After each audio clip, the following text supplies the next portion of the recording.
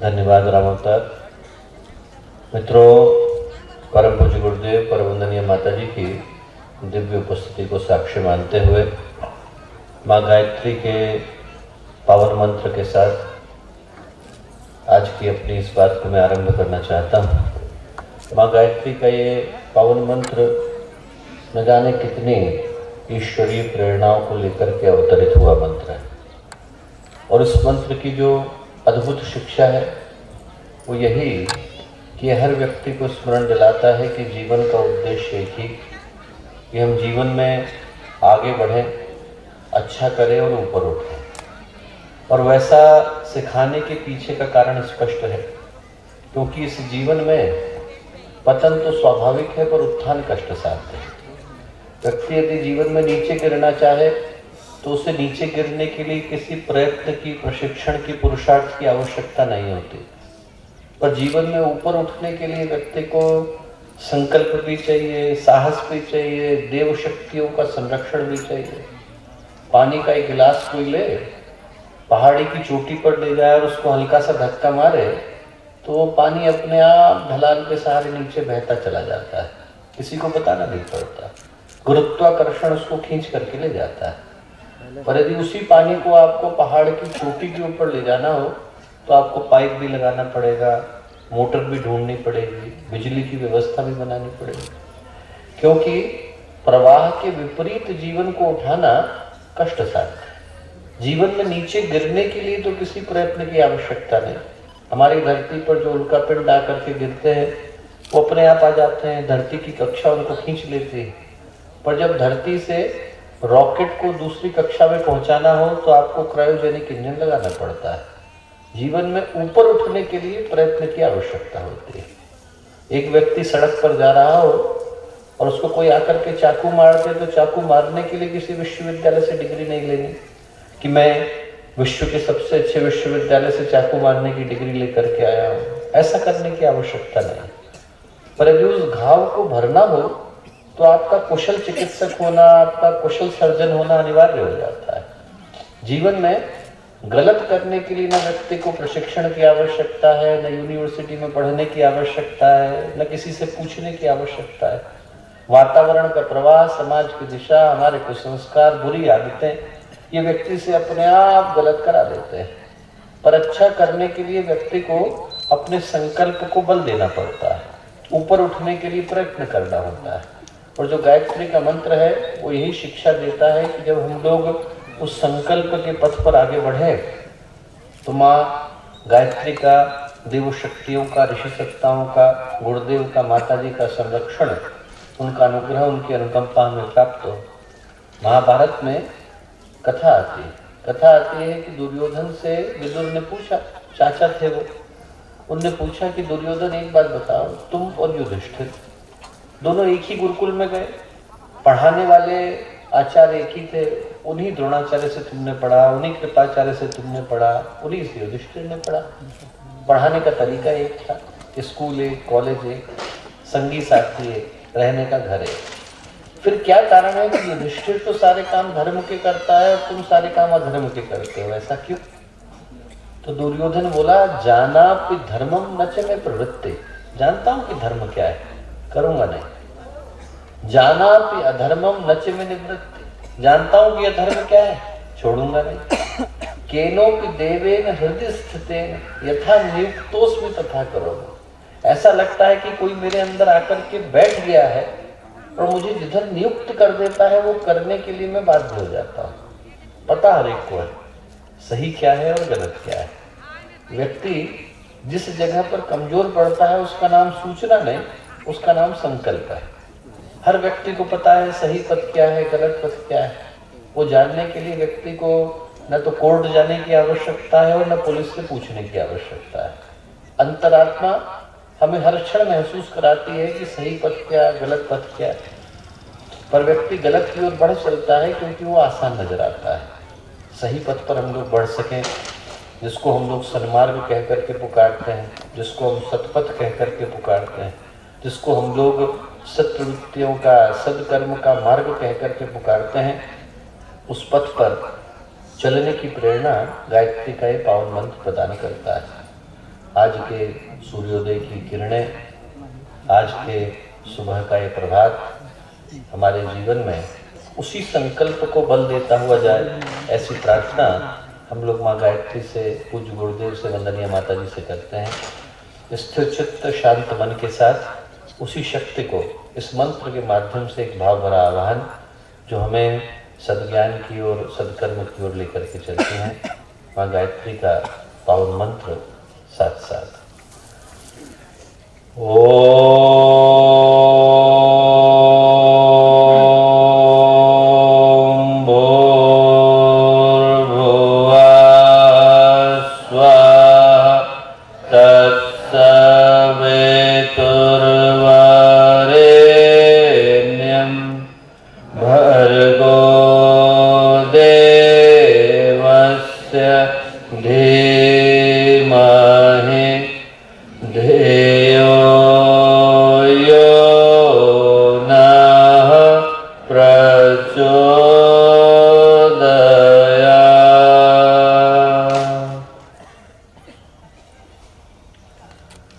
परम पूज्य गुरुदेव, परम वंदनीय माता जी के दिव्य संरक्षण में आज का माघ पूर्णिमा का ये पावन दिन नवचेतना जागरण के संकल्प के साथ प्रारंभ हुआ 108 कुंडी गायत्री महायज्ञ का ये शुभ अवसर।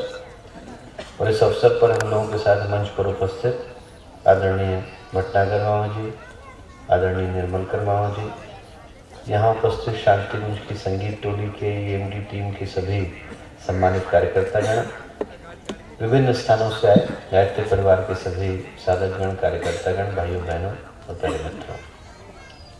मित्रों, आज जब हम इस सुबह पर मिल रहे हैं तो आज का दिन सही पूछे तो हमारे जीवन में एक नए चेतना को, नए संकल्प को जगाने के लिए आया है।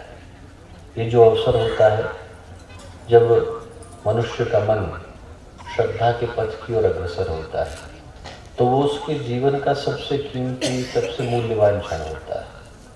न जाने ऐसे कितने अवसर मनुष्य के जीवन में आते हैं जो उसको सुख प्रदान करके जाता है, और ऐसे अवसर मनुष्य के जीवन में बहुत कम होते हैं जो उसे सौभाग्य प्रदान करके जाते हैं। जब हमारे जीवन में, हमारे व्यक्तित्व में गुरुदेव का, सदगुरु का एक ऐसे व्यक्तित्व का आगमन होता है जिनके आने के बाद मनुष्य के जीवन की दिशा बदल जाती है, तो वो क्षण हमारे जीवन का सबसे सौभाग्य का होता है। बाकी के जितने सौभाग्य हैं जिनको हम सांसारिक कह लें, लौकिक कह लें, भौतिक कह लें, उन सारे सौभाग्यों की अपनी एक उम्र है, समय की सीमा है, उनका एक काल निर्धारित है, उनकी सीमा भी सुनिश्चित है।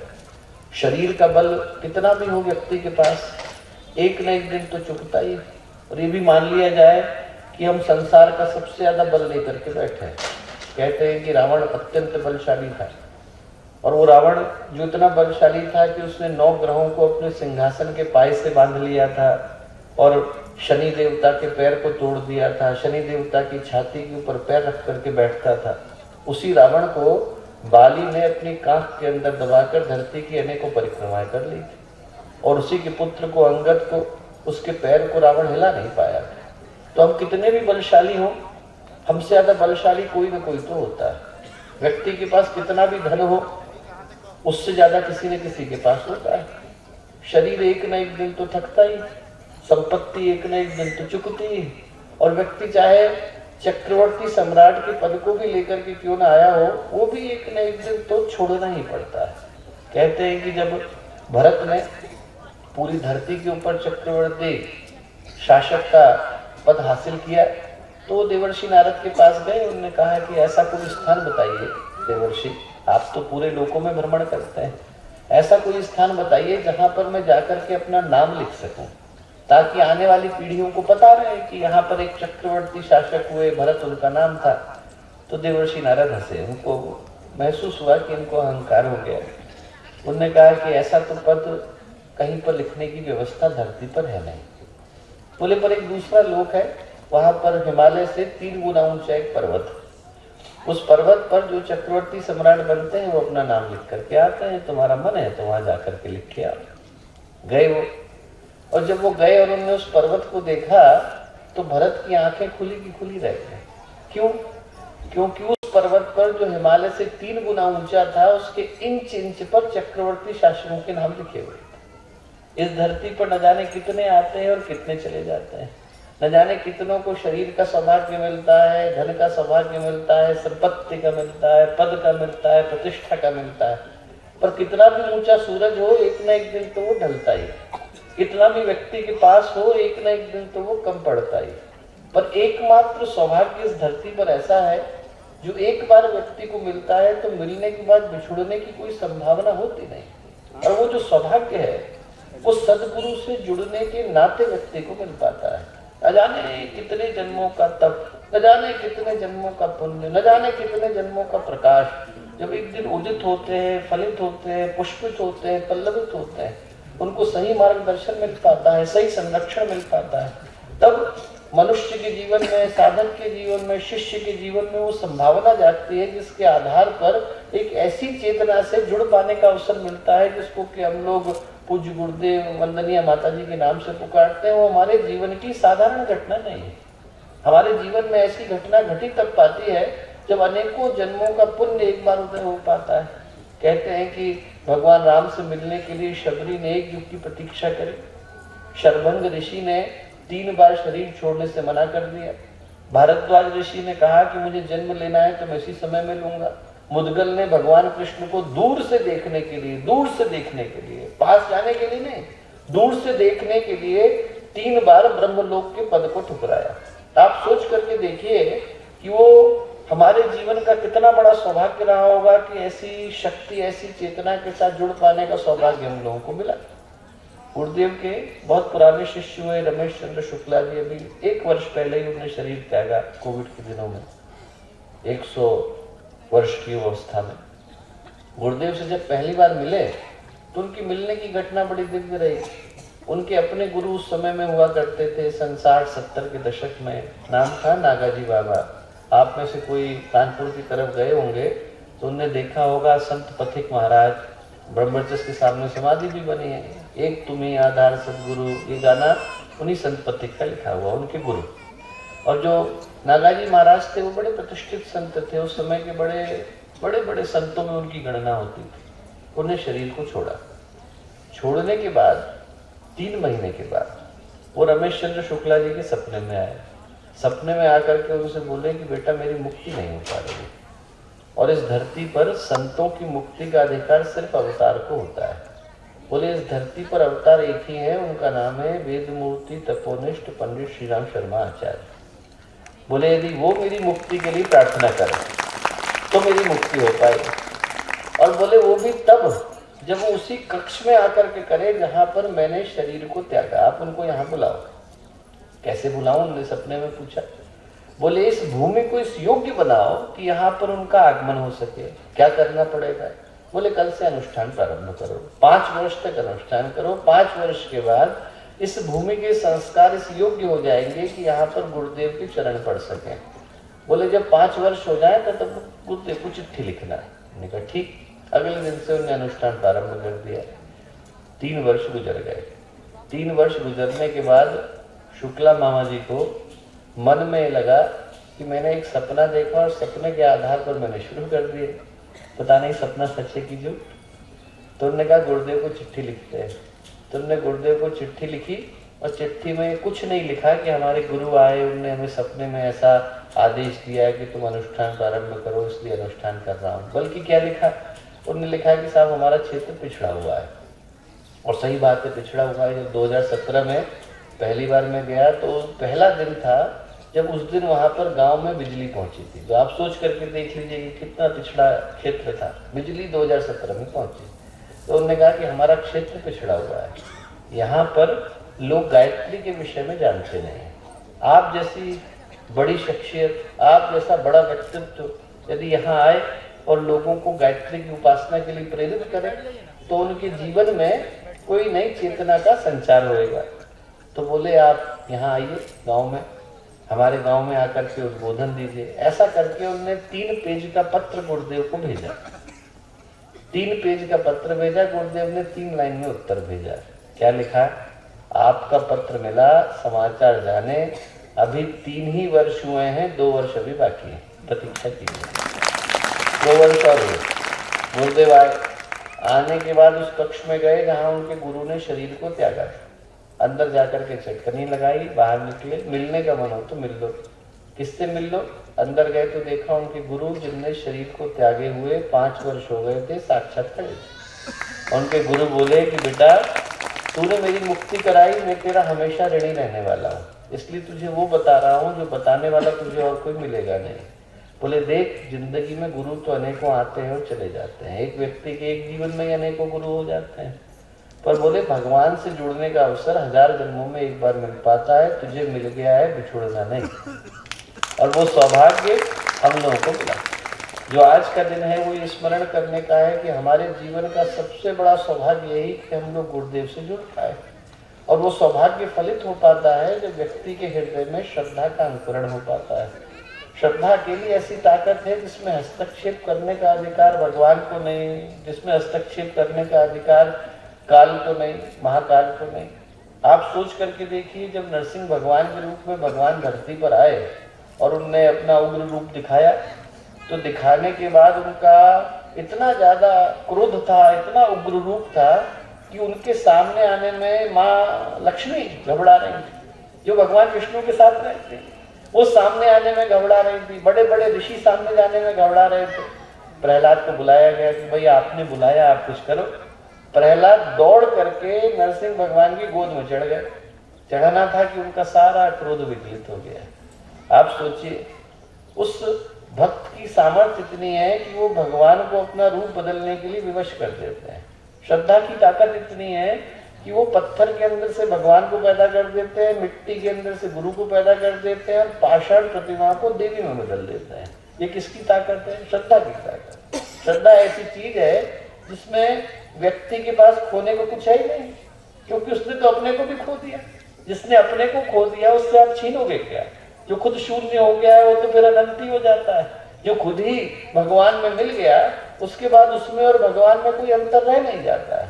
वो जो जीवन का क्षण है, जब आपके हृदय में सच्ची श्रद्धा आती है, सच्चा समर्पण आता है, सच्चा विश्वास आता है, तो वो आपके जीवन का सबसे कीमती क्षण होता है, क्योंकि उस क्षण में व्यक्ति अपने आप को गंवाकर भगवान से एक हो जाता है। संत कबीर ने लिखा, प्रेम गली अति साकरी। ये जो प्रेम की गली है, श्रद्धा की गली है, बहुत सक्रिय है, बहुत ही ज्यादा तंग है। जा में दो न समाए, दो नहीं घुस सकते इसमें। जब मैं था तब हरि नहीं, जब हरि है तब मैं नहीं। यदि मैं अपने को लेकर के जाता हूं तो भगवान नहीं घुस पाते, और यदि भगवान चले गए तो वहां पर मेरे रहने की कोई जरूरत नहीं रह जाती। तो हम जब अपने आप को गुरु के चरणों से जोड़ते हैं तो यही कहते हैं कि अब आप ही चलिए, अब हमारा कोई अस्तित्व नहीं, हमारा कोई अधिकार नहीं, हमारा कोई स्वरूप नहीं, हमारा कोई आकार नहीं। हमने अपने आप को गुरु को सौंप दिया, हमने अपने आप को गुरु के चरणों में डाल दिया। कहते हैं कि जब भगवान बुद्ध को समाधि लगी तो समाधि के दिन बड़ी अद्भुत घटना घटी। क्या घटना घटी? घटना ये घटी कि वो 12 वर्ष तक योग करते रहे, हड्डी हड्डी हो गए थे, कृशकाय हो गए थे, एकदम शरीर के अंदर दम नहीं बचा, शक्ति नहीं बची। बगल में एक बहुत क्षीण धारा बहती थी, बिल्कुल पतली सी नदी। आप एक छलांग मारे तो कूद जाए, निरंजना नदी, इतनी पतली सी बिल्कुल। उसमें उतरे और उस नदी का बहाव, जो टखने टखने तक का पानी था, वो भगवान बुद्ध को खींच करके ले जाने लगा। ये घटना घटी, उनने पेड़ की जड़ को पकड़ा, किसी तरह से अपने को बचाया, और उनके मन में एकदम से एक विचार आया। क्या आया? उनको लगा कि मैंने क्या कर डाला, मैं भवसागर को पार करने की सोचता हूँ और एक छोटी सी नदी को पार नहीं कर पा रहा। उनने मन में सोचा कि कैसे प्राप्त करूंगा। एकदम उनके मन में विचार आया कि जो कुछ भी पकड़ा है वो सब छोड़ देना चाहिए। राजपाट तो पहले छोड़ दिया था, पत्नी बच्चों को पहले छोड़ आए थे, पद प्रतिष्ठा पहले छोड़ आए थे, अब छोड़ने को एक ही चीज बची थी, उसका नाम था अहंकार। छोड़ दिया। बोले ना यहाँ पर कुछ पाने को है ना उधर कुछ पाने को है, बस ये सोचना था और अपने आप को छोड़ना था कि समाधि लग गई। मन में एकदम से ये भाव आया कि मेरे अंदर अपूर्व शांति है, चेहरा प्रकाश से भरा हुआ है, मन में तेजस्वता आ गई। ये जरूर कुछ अद्भुत घटा है, पर पता कैसे चले? कोई गुरु तो था नहीं जिससे पूछा जाए। उनने पानी का एक कमंडल लिया सुजाता का जो पात्र था खीर का, उसको लिया और ले जा करके उसको निरंजना नदी के अंदर डाल दिया। ये नदी ही मुझको कोई प्रमाण देगी। तो नदी उस पात्र को बहाव के विपरीत बहा करके ले गई, उल्टा ले गई। उसने संदेश दे दिया। संदेश यह है कि जब हम श्रद्धा के साथ, समर्पण के साथ, विश्वास के साथ भगवान को अर्पित हो जाते हैं तो भगवान हमें अपने साथ ऊपर उठा करके ले जाते हैं। जब शिव महमनी स्तोत्र आता है तो शिव महमनी स्तोत्र में एक बड़ी प्यारी पंक्ति आती है, न कस्या उन्नते शिरस्तस्तः अवनते। जिसने भगवान के चरणों में सिर को झुका लिया, वो पुष्पदंत कहते हैं कि जिसने भगवान के चरणों के साथ अपने सिर को जोड़ लिया, उसकी अवनति नहीं होती, उसकी उन्नति हो जाती है। उसका तो प्रमोशन हो गया, उसका डिमोशन नहीं हुआ। वो भगवान के साथ जुड़ गया है, वो भगवान हो गया है। जो आज का दिन है वो याद दिलाने के लिए आया कि हमारे पास सबसे बड़ी जो शक्ति है उसका नाम श्रद्धा की शक्ति है। यदि व्यक्ति की श्रद्धा जाग जाती है तो फिर आपको भगवान को अपने पास आने के लिए बाध्य करने की ताकत आ जाती है।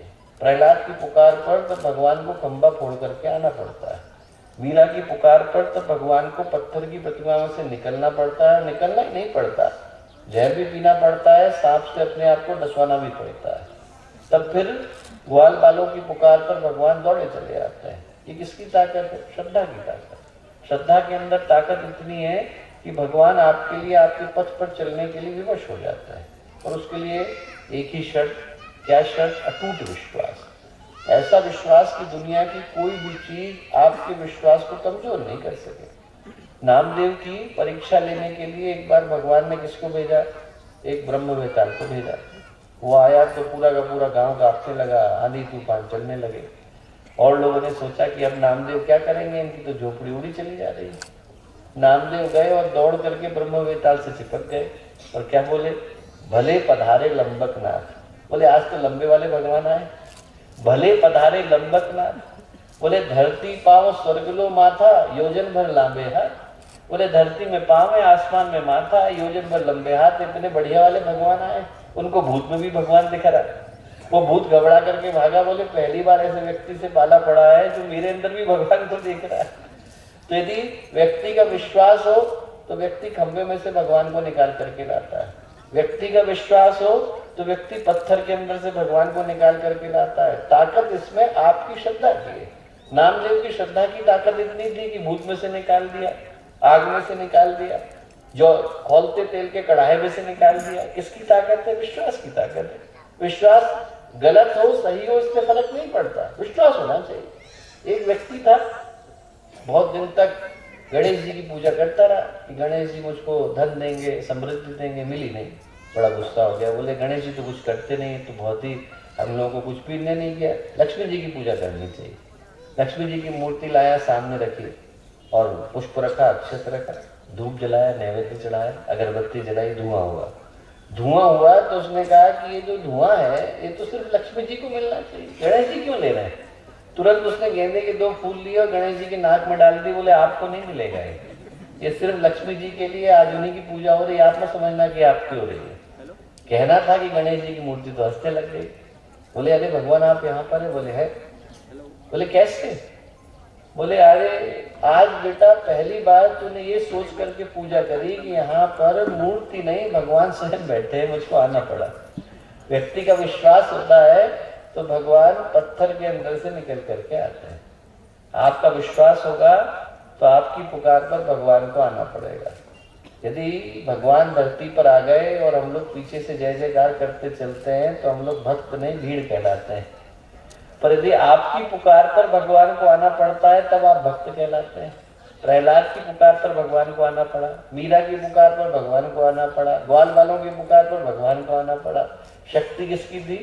ये भक्त की पुकार की। जो आज का दिन है वो यही याद दिलाने के लिए आया, यदि भक्त की भक्ति की पुकार है तो दुनिया में हर चीज संभव हो पाती है।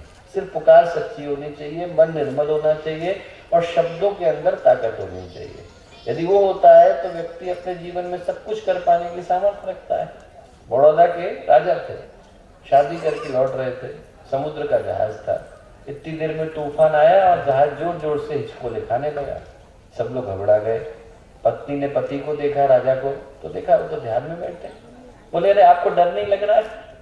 तो उन्होंने कहा नहीं। क्यों? उन्होंने तुरंत अपनी तलवार निकाली, पत्नी की गर्दन पर रख दी। पत्नी बोली कि क्या कर रहे हैं, आपको मजाक सूझ रहा है? इस समय में सब जगह तूफान आया हुआ है और आपको मजाक सूझ रहा है, आप तलवार निकाल रहे हैं? बोले आपको डर नहीं लग रहा? पति ने पत्नी से पूछा। बोले नहीं, क्यों लगेगा? बोले क्यों, आपको क्यों डर नहीं लग रहा?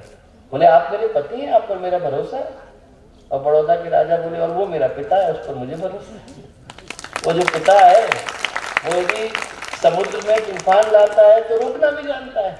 हमारे जीवन में कष्ट आए, कठिनाई आए तो इतना भरोसा भी होना चाहिए कि जो कष्ट कठिनाई लाना जानता है उसको थामना भी जानता है। बस हमारी पुकार सच्ची होनी चाहिए, हमारी जो आवाज है उसके अंदर दम होना चाहिए। ऐसा कोई व्यक्ति नहीं जिसके जीवन में कष्ट कठिनाइयां ना आती हो। भगवान स्वयं धरती पर आते हैं तो क्या उनको नहीं मिलती? भगवान राम को चक्रवर्ती सम्राट बनने के लिए, राज्याभिषेक के लिए सीढ़ियां चढ़ रहे थे। इतनी देर में क्या आदेश हुआ?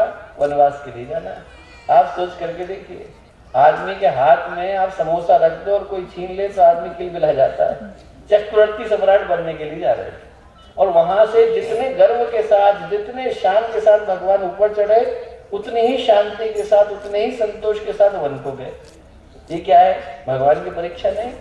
भगवान कृष्ण को नहीं देनी पड़ी? दूध के दांत नहीं निकले थे, उससे पहले पूतना से लड़ना पड़ा, अघासुर से लड़ना पड़ा, बकासुर से लड़ना पड़ा, कालिया नाग से लड़ना पड़ा। भगवान कहते कि अरे भैया थोड़ा चैन तो लेने दो, अभी तो धरती पर आए ही नहीं, अभी तो 4 साल के अंदर इतने लोगों से लड़ाई लड़ने लगे। हर व्यक्ति को परीक्षा देनी पड़ती है, पर परीक्षा के मध्य में जो आपकी परीक्षा होती है वो इस चीज से होती है कि आपकी श्रद्धा, आपका समर्पण, आपका विश्वास कितना मजबूत है। जो आज का दिन है यही स्मरण कराने के लिए आया कि ये सार्थक तभी हो पाता है जब व्यक्ति के मन में श्रद्धा, समर्पण, विश्वास का अंकुरण होता है। हम लोग यहाँ पर आए, गुरुदेव ने बुलाया, हमारे जीवन का ये सौभाग्य, एक पवित्र उपक्रम का हिस्सा बन पाने का अवसर हम लोगों को मिला। आज का दिन सार्थक हो पाएगा यदि हम मन में उस सौभाग्य का स्मरण करके जाएं जो पूज्य गुरुदेव से, वंदनीय माता जी से जुड़ने के नाते हम लोगों को मिल पाया। ये घटना हजारों वर्षों में कभी घटती है।